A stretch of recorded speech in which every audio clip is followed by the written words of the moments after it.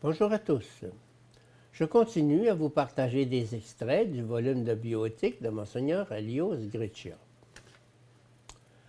Le refus de l'acharnement thérapeutique et de la dysthanasie. Il est reconnu presque unanimement que la mort clinique de l'individu peut licitement être définie après la constatation de l'état de mort cérébrale totale, c'est-à-dire de la mort encéphalique. Dans le cas de coma considéré comme réversible, il est obligatoire d'utiliser tous les moyens à sa disposition parce que la reprise possible ou probable de la vie vaut tout type de sacrifice économique ou de service. Lorsque le coma se présente, selon l'avis des experts, irréversible, bien que demeure l'obligation des cures ordinaires, dont les soins d'hydratation et de nutrition parentérale, il n'y a plus obligation d'utiliser des moyens particulièrement épuisants et onéreux pour le patient, le condamnant à la prolongation d'une agonie vécue dans des conditions privées de toute possibilité de reprise de la conscience et de la capacité relationnelle. On se trouverait dans ce cas devant un indéniable acharnement thérapeutique. Il faut reconnaître qu'il existe des cas de coma prolongé. Le malade continue à rester dans le coma, même avec les seules cures ordinaires.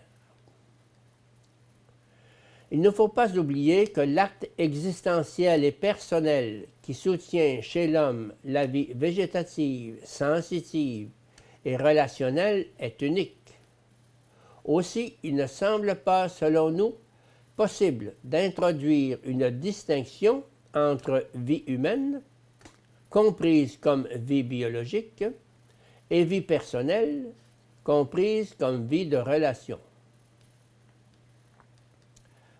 L'emploi des analgésiques. Un problème en particulier avait reçu de l'enseignement de Pie XII une solution d'ordre éthique. L'emploi des analgésiques est permis, même lorsque cela peut comporter un risque d'abréger la vie, à condition qu'il n'existe pas un autre moyen pour atténuer la douleur. L'emploi des analgésiques, qui supprime l'usage de la conscience, est aussi permis, à condition que le patient ait eu le temps d'accomplir ses devoirs religieux et moraux envers lui-même, envers sa famille et la société. Par contre, il ne faut pas sans raison grave priver le mourant de la conscience de soi. La vérité due au patient en phase terminale. La vérité reste le critère fondamental pour qu'un acte moral soit objectivement positif. Aussi, il faut que la famille et le personnel soignant évitent d'adopter systématiquement l'attitude falsificatrice.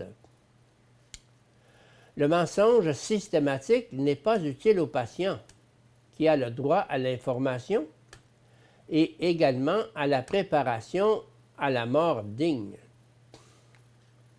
Il peut devenir inutile et contre-productif lorsque, le cas est compréhensif et fréquent, le malade s'en rend compte.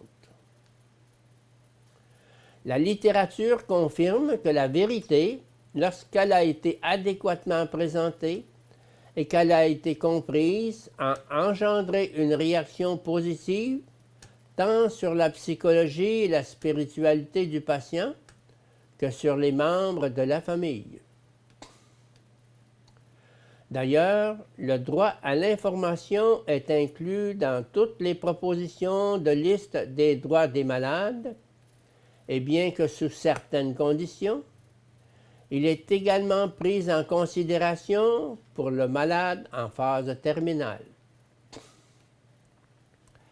Il est avant tout juste d'écouter le malade, et seulement après, on pourra lui parler de la gravité de la maladie. Ce que le malade, et spécialement le mourant, recherche de la part de ceux qui l'assistent, c'est leur solidarité, et qu'ils ne le laissent pas seul, qu'ils puissent communiquer et se sentir compris. Il faut toutefois rappeler que la vérité à communiquer doit être proportionnée à la capacité du sujet à la recevoir d'une manière salutaire. Il faut aussi s'imposer une gradualité et éventuellement savoir s'arrêter au moment juste.